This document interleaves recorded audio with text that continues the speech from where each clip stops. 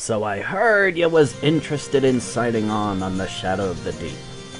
As it happens, we've just come back from some action, and we've got a few, shall we say, openings.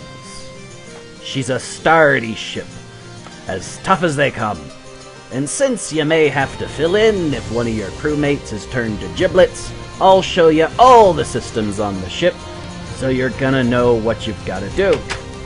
So here we are on the dorsal bridge. This be where the ship be commanded in action. You can control not just the ship itself, but every weapon on her. Right from here. That's the ship's wheel right there. This be your cruise controls, and these be the controls for taking her up and taking her down. Now, let's talk about weapons. This be the controls for the fire guns. We use them to bring down them pesky fighters, and to set alight the enemy warships after the big guns have cracked the armor open. The Shadow be designed to fight on her broadsides, so that's where the fire guns are. You've got a separate control for the port side fire guns. Now let's get to the big guns. This control here controls all the top side turrets. You've got 2 heavy cannon turrets on the front and 1 aft. Next we have the controls that turn the turrets. You've got these controls for the front turrets and that control for the aft turret. Don't forget, the aft turret be flipped around, so you'll be turning it the opposite way as the front gun. Next, we've got the belly turret controls. Works just the same way. Now, for the gun itself, all of the controls on the Shadow of the Deep for the big guns work the same way. This repeater controls the arc, or elevation, of the guns. The more clicks on the repeater, the higher the elevation. Usually, you'll want to elevate the belly guns a lot more than the topside guns. Then the button is the gun's trigger. With that one button, you unleash the Shadow's full fury on some sod who ain't gonna be long for this world. Now, like the sign says right there, you don't fire the belly guns unless they're facing port or starboard. Otherwise, you're likely to blow your own nose off, which the captain don't take kindly to. Now what this switch does is it takes the aft gun out of the volley you're gonna fire when you pull the trigger. The reason you do that is sometimes you don't want to use that aft gun, so that switch lets you take it out of the loop. That's about it for up here. Now let's go down into the beast itself. So, right below the dorsal bridge, you've got the main corridor. This runs the whole length of the ship, connecting all of the major compartments. If we go even further down, we find ourselves in the ventral, or the belly bridge. You can control the ship here if you have to, if the dorsal bridge is destroyed, and you've got all the same navigation controls.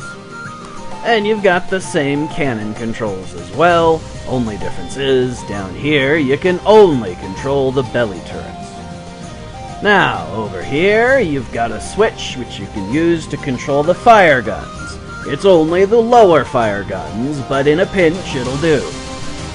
And on the other side, you've got another control for the starboard fire gun. And that be about it. We only use this if the top bridge is taken out. The belly guns are almost impossible to destroy, so this be a good place for a last stand if it ever comes to it. Now, we'll go back up, and I'll take you to the last of the bridges, the bow bridge. This be mainly for navigation. But, like the other bridges, you can control the ship's weapons from here. These controls be for the topside forward turrets. And on the sides, you've got controls to start up the fire guns. You've got one on each side. You can control all the fire guns from here, right with these controls. Well, that be it for the bridges. Now I'll show you some of the other sections of the ship. Right here, you've got a storage room. There be 2 storage rooms in case one be destroyed. Oh, excuse us. Then you've got crew quarters, Like most submersibles, space is pretty tight. If we head further aft, we can see another set of crew quarters. This one be a bit bigger.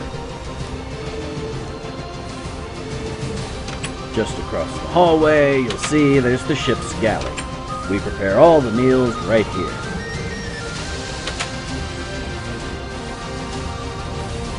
Back here be the captain's quarters. We'll get there in a moment, but first we've got this storeroom right here. Nothing special, just some space where we keep spare parts and that sort of thing. Next, we've got the hangar bay. This be a 2-level hangar system. You've got fighters on the bottom and fighters on the top. There be 3 fighters at each level. If we climb up here, as you can see, we've got another level and 3 more fighters. Now, let me show you how to prep a fighter for launch. What you've got to do is you take command of the fighter and you move it down 1 block. That gives you enough room to climb into the cockpit. See? And then once you're in, you move 1 block back up, and now you're in position and ready for launch. Now, I'll move it back down so we can get out of this thing. And then we've got to put it back up so that it's in position for storage, but you see how it works. Now, let's get back down off this upper level. And we gotta get our way around all this aircraft to get to the aft part of the hangar bay, and that's where we'll find the entrance to the engine room. This be where the ship gets her fuel from. So if you're ever sent to refuel her, this is where you'll go. Alright, now if we make our way through this hangar one more time, and then we climb these stairs, now we can head aft and I'll show you the captain's quarters. If you're ever sent to serve the captain his dinner or whatnot, you'll have to come back here to do it. Captain gets a lot more space than the rest of us, but then he's the captain. Well, that's about the lot of it. The Empire don't make it easy for us here on the Shadow, but we get more than our fair share of bounties, and that more than makes up for it in my book. And if you wanted a cozy job, you'd be serving on some merchant tramp, wouldn't you?